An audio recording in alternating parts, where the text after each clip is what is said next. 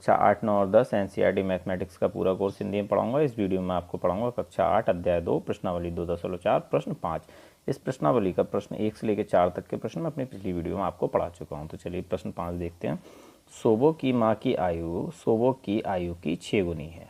ठीक है बच्चों, माँ की आयु क्या है? सोबो की आयु की 6 गुनी। 5 वर्ष बाद सोबो की आयु यानी 5 साल और बीत जाए तब सोबो की आयु उसकी माँ की वर्तमान आयु की 1/3 हो जाएगी। उनकी आयु ज्ञात कीजिए। बच्चों, इसमें माँ की और सोबो की दोनों की आयु हमें ज्ञात करनी है। अगर हम सोबो की आयु x वर्ष मान लें तो माँ की क्या हो जाएगी? सोबो की आयु की 6 गुनी यानी x की 6 गुनी 6x। तो चलिए शुरू करते हैं। स्वागत है आपका आपके अपने यूट्यूब चैनल। तो चलिए हल करते हैं। हल। माना सोबो की आयु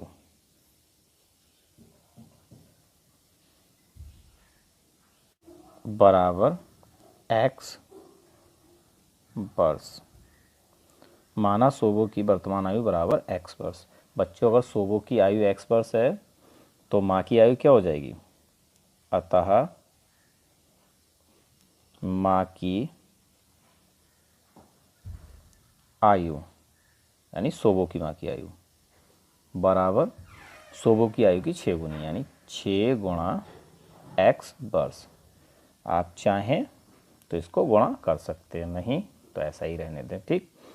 अब कहा गया है 5 वर्ष बाद सोबो की आयु यानी 5 वर्ष बाद सोबो की आयु उसकी माँ की वर्तमान आयु की 1/3 हो जाएगी। तो 5 वर्ष बाद सोबो की आयु कितनी होगी? निकाल लेते हैं। 5 वर्ष बाद सोबो की आयु बराबर, अभी x वर्ष है तो 5 साल बाद इसमें 5 वर्ष और जुड़ जाएंगे। ये हो जाएगी x प्लस 5 वर्ष। इन दोनों को हम नहीं जोड़ सकते, एक चर है और एक अचर है। चर और अचर को नहीं जोड़ सकते हैं। अब लिखेंगे प्रश्नानुसार।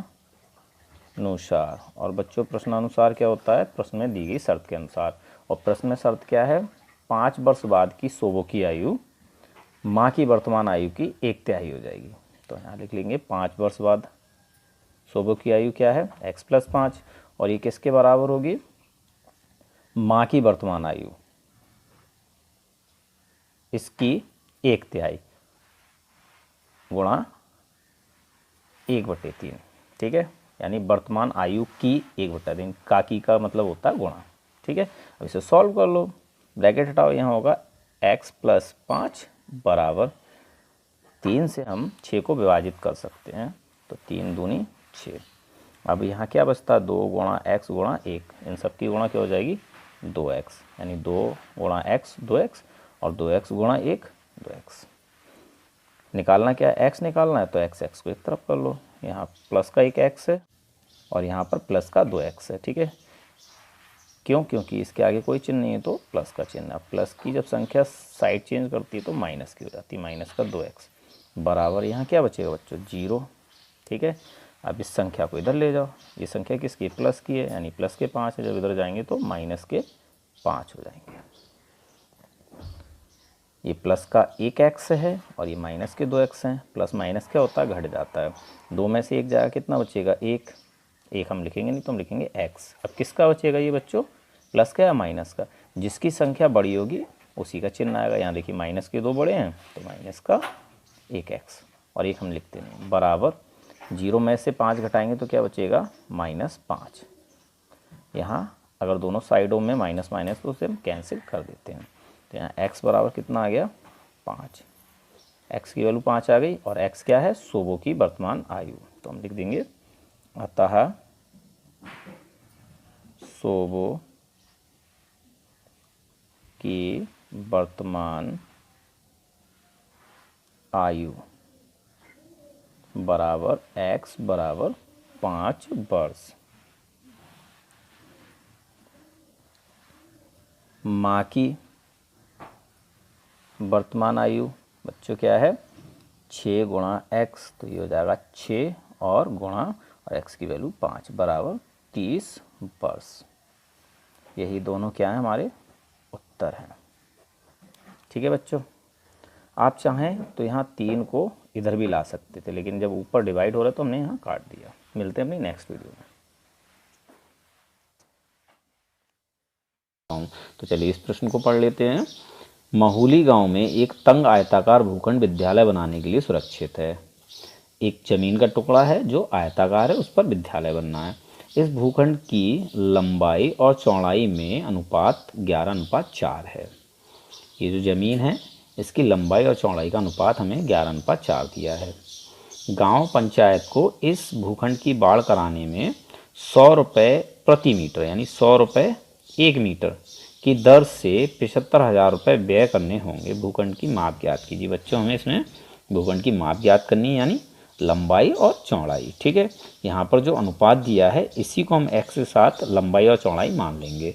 लंबाई का अनुपात 11 है, चौड़ाई का है 4, तो इसको हम कहेंगे लंबाई 11x और चौड़ाई 4x, ऐसे हम मान लेंगे। ठीक है, सवाल करने से पहले थोड़ा सा हम कुछ समझ लेते हैं।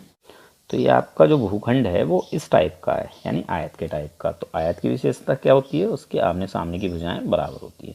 ये और ये भुजा बराबर, ये और ये भुजा बराबर। ये लंबाई है और ये चौड़ाई है। इसको हम क्या करेंगे 11x मीटर मान लेंगे। ठीक है, जो अनुपात दिया उसके साथ, और इसको मान लेंगे 4x मीटर। ठीक है, लंबाई 11x मीटर और चौड़ाई 4x मीटर, तो ये भी 11x मीटर है। ठीक, और ये भी 4x मीटर है। ठीक, अब हमें क्या करना है, इसके चारों ओर बाड़ लगवानी है। सपोज कर लो कि आपको तार लगवाना है, तो इसमें कितना तार लगेगा, जितना इसका माप होगा, यानी यहाँ से यहाँ तक, यहाँ से यहाँ तक, यहाँ से यहाँ, यहाँ से यहाँ, यानी सारी हम चीज़ों को क्या करेंगे जोड़ लेंगे।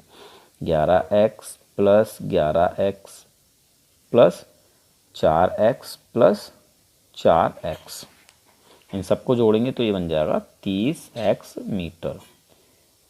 ठीक है बच्चों, यानी 30x मीटर पर हमें क्या करनी है, बाड़ लगवानी है। अब इन्होंने कहा है कि 1 मीटर का खर्चा 100 रुपये है, तो 2 मीटर का 200, 3 मीटर का 300, ऐसी 30x मीटर का कितना हो जाएगा, 30x गुणा 100 रुपये। ठीक है बच्चों, आई थिंक आपको बात समझ में आ गई होगी।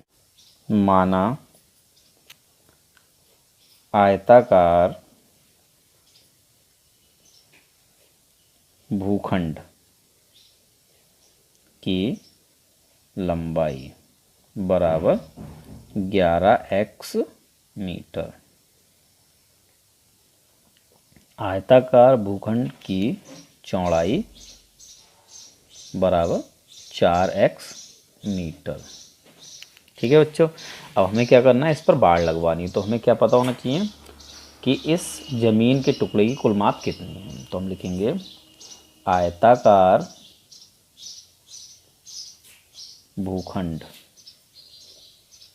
की कुल माप, इसको हम परिमाप भी कह सकते हैं, परिमाप।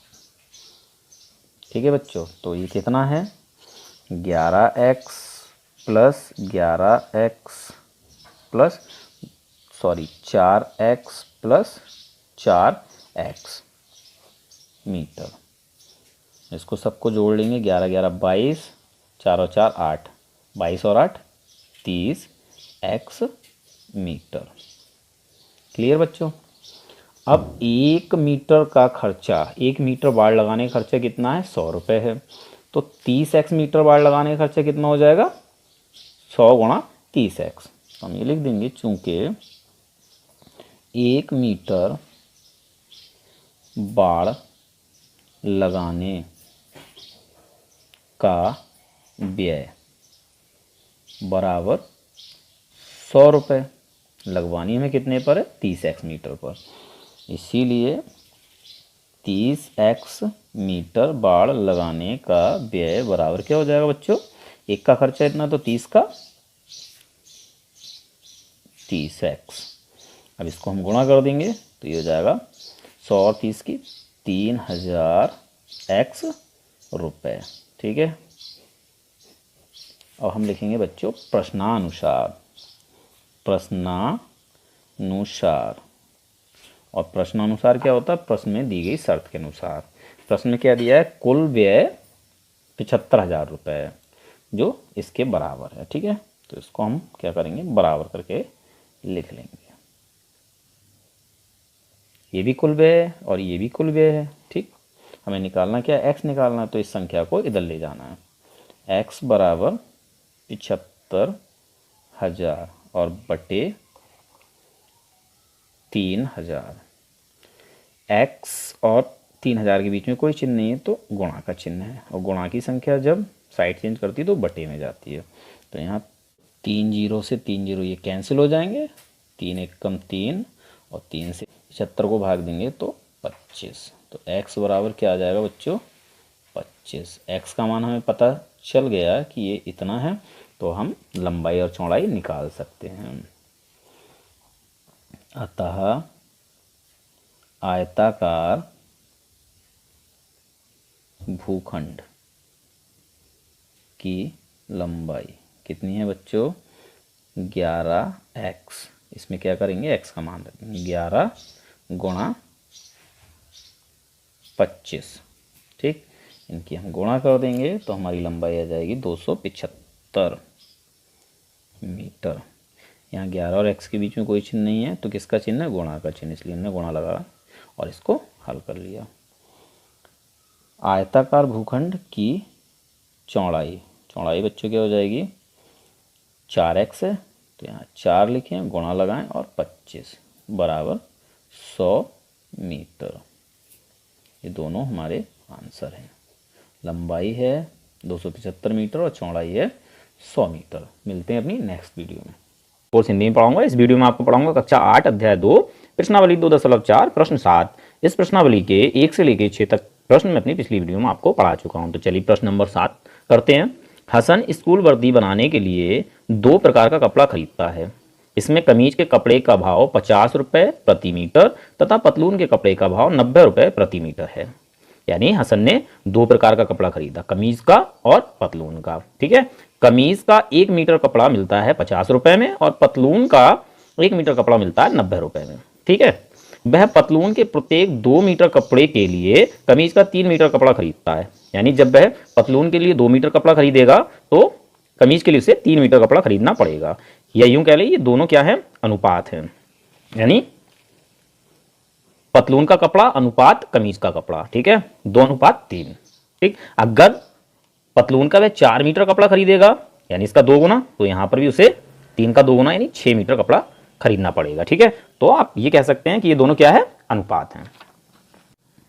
वह इस कपड़े को क्रमशः 12% तथा 10% लाभ पर बेचकर 36,660 रुपये प्राप्त करता है। यानी उसने कपड़ा खरीद लिया, अब वो उन्हें बेच रहा है।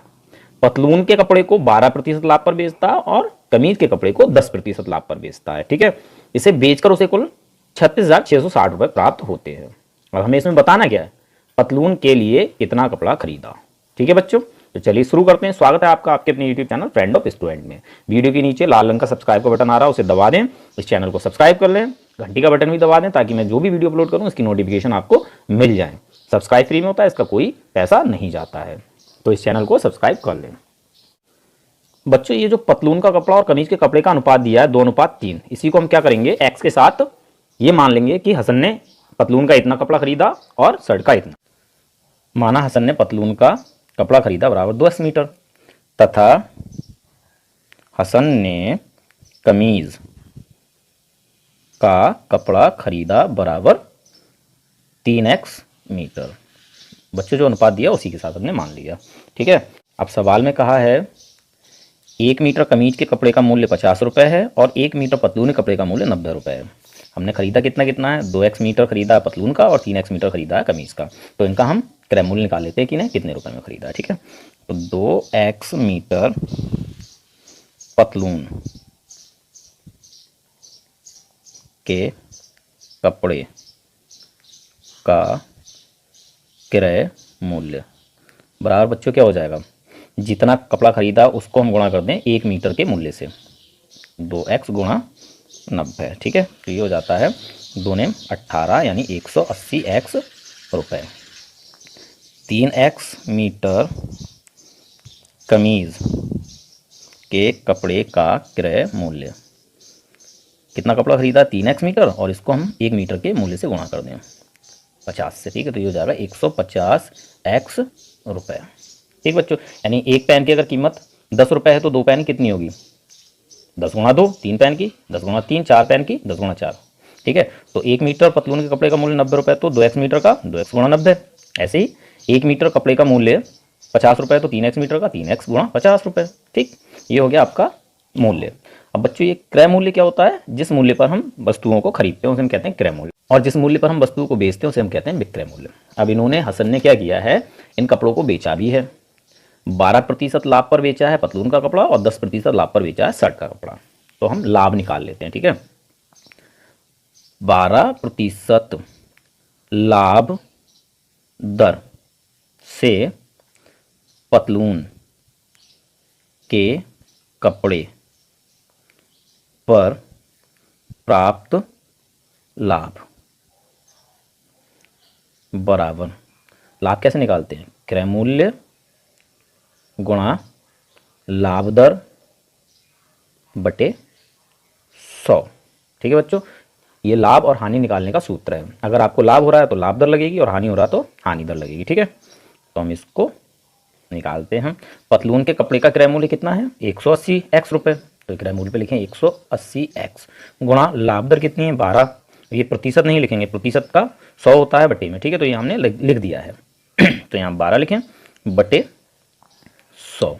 अब इसको हम विभाजित कर लेते हैं, 0 से देखिए 0 कैंसिल हो जाएगा, 2 छंग 12 और 2 पंजे 10। अब 5 से ऊपर विभाजित नहीं होगा ना, ऊपर से नीचे विभाजित होगा, तो हम क्या करेंगे, गुणा कर देंगे। 18x गुणा 6, ये हो जाता है 108x और बटे का 5 रुपये। इतना हुआ है बच्चों लाभ पतलून के कपड़े पर। तो अब उसने बेचा कितने में है, तो हम विक्रय मूल्य निकाल लेते हैं पतलून के कपड़े का, ठीक है। अतः पतलून के कपड़े का विक्रय मूल्य, और विक्रय मूल्य बच्चों होता है क्रय मूल्य प्लस लाभ। अगर लाभ हुआ है तो प्लस करेंगे, हानि हुई तो माइनस करेंगे। तो हमारा क्रय मूल्य कितना है, 180x, ठीक है, और लाभ है 108x बटे 5। अब इसे हम क्या करेंगे, सॉल्व कर लेंगे। सॉल्व करने के लिए क्या करते हैं, इसकी और इसकी यानी बटे वाली संख्या की और इस संख्या की गुणा कर लेते हैं, ठीक है। चलिए गुणा कर लेते हैं। तो गुणा करने पर कितना प्राप्त होगा, 180 गुणा 5, 900x प्लस ये वाला जो लिखा है उसको लिख दें 108x, और इस पूरे के बटे में आप ये 5 लिखा है तो 5 लिख दें, ठीक है। अब ऊपर अगर जुड़ रहा है तो जोड़ देते हैं, घट रहा है तो घटा देते हैं। यहाँ जुड़ रहा है प्लस का निशान लगा है तो जोड़ देंगे। ये हो जाएगा 900x प्लस 108x, 1008x बटे 5 रुपये। ये हो गया पतलून के कपड़े का विक्रय मूल्य। अब हम निकाल लेते हैं कमीज पर, ठीक है। लाभ उसने जो कमाया है वो निकालेंगे और उसको क्रय मूल्य में जोड़ देंगे, तब कमीज के कपड़े का विक्रय मूल्य आ जाएगा। तो हम लिखेंगे 10% लाभ दर से कमीज के कपड़े पर प्राप्त लाभ बराबर बच्चों, लाभ के लिए सूत्र क्रय मूल्य गुणा दर बटे 100। तो क्रय मूल्य कितना है इसका, 150x यानी 60 का, ठीक है, गुणा दर है 10 और बटे का 100। एक 0 से एक 0 कैंसिल, एक 0 से एक 0 कैंसिल, कितना आया, 15x गुणा 1, 15x रुपये, ठीक है बच्चों। अब इसका विक्रय मूल्य निकाल लेते हैं। कमीज के कपड़े का विक्रय मूल्य, और विक्रय मूल्य बच्चों क्या होता है, क्रय मूल्य प्लस लाभ। क्रय मूल्य है हमारा 150x, किसका, कमीज के कपड़े का, प्लस लाभ हुआ है 15x, इसको जोड़ देंगे तो हो जाएगा 165x रुपये, ठीक। इसका मतलब कमीज और पतलून, यानी पतलून को उसने बेचा है 108x बटे 5 रुपये में, और कमीज के कपड़े को बेचा है उसने 165x रुपये में। तो दोनों को कितने में बेचा है, यानी हम दोनों को जोड़ देंगे, ठीक है। तो लिखेंगे दोनों कपड़ों का विक्रय मूल्य कितना, 1008x बटे 5 और प्लस 165x, ठीक है बच्चों। इसको बच्चों कैसे हल करते हैं, इसकी और इसकी गुणा करेंगे और यहाँ पर जो लिखा उसको जोड़ देंगे। तो यहाँ पेज खत्म हो गया, मैं अगले पेज पर लिखता हूँ। चलिए इसको सॉल्व कर लेते हैं। 1008x का हम 1008x यहाँ लिख देंगे, प्लस लगाएंगे और इसकी गुणा कर देंगे। तो कितना आ जाएगा बच्चों, 825x और बटे का 5 बटे में आ जाएगा। ठीक है, अब ऊपर जोड़ देंगे तो ये हो जाएगा 1833x बटे 5 रुपये। ठीक है बच्चों, तो दोनों प्रकार के कपड़ों का विक्रय मूल्य कितना है, 1835x बटे 5, यानी उसे बेचने के बाद कुल इतना रुपया प्राप्त हुआ। अब प्रश्न में क्या है ये, तो हम यहाँ लिखेंगे प्रश्न अनुसार, और प्रश्न अनुसार होता है प्रश्न में दी गई शर्त के अनुसार। और प्रश्न में दिया है 1833x बटे 5, यानी टोटल रुपए कितने हैं, 36,660। तो हम दोनों को बराबर करके लिख सकते हैं। अब इसमें हमें x की वैल्यू निकालनी है, तो इस 1833x को यहीं लिखा रहने दें, बराबर का चिन्ह लगाएं, बट्टे की चीज़ को इधर ले जाएं, तो ये कहाँ चली जाएगी, गुणा में। 36,660 गुणा 5, बट्टे की संख्या कहाँ जाती है, गुणा में। ठीक है, अब x निकालना है तो x लिखें बराबर 36,660 गुणा 5 और बटे में 1833 आ जाएंगे। 1833 क्यों, क्योंकि ये गुणा में है x के साथ, जहाँ कोई चिन्ह नहीं होता वहाँ गुणा का चिन्ह होता है। ठीक है, गुणा की संख्या कहाँ आती है, बटे में। अब इसको हम डिवाइड कर लेंगे, पहले 3 से कर लेते हैं। 3 छंग 18, 3 एकम 3, 3 एकम 3, और यहाँ पर 3 एकम 3, 3 दूनी 6, 3 दूनी 6, 3 दूनी 6 और एक 0। ठीक है, अब हम क्या करेंगे, 611 से इसको डिवाइड कर सकते हैं। 611 एकम 611 और 611 दूनी 1222, एक 0 यहाँ है तो 0। ठीक है, 20 गुणा 5 बराबर 100, सॉरी 100। तो x की वैल्यू में कितनी प्राप्त हो जाती है, 100। ठीक है बच्चों, और हमें बताना क्या है इसमें, पतलून के लिए खरीदा गया कपड़ा। अतः पतलून के लिए खरीदा गया कपड़ा बराबर कितना है बच्चों, 2x, 2 का 2 रखें, x की वैल्यू 100 बराबर 200 मीटर। यहाँ 2 और x के बीच में कोई चिन्ह नहीं तो गुणा का चिन्ह है। ठीक है, यही हमारा उत्तर है। मिलते हैं अपनी नेक्स्ट वीडियो में।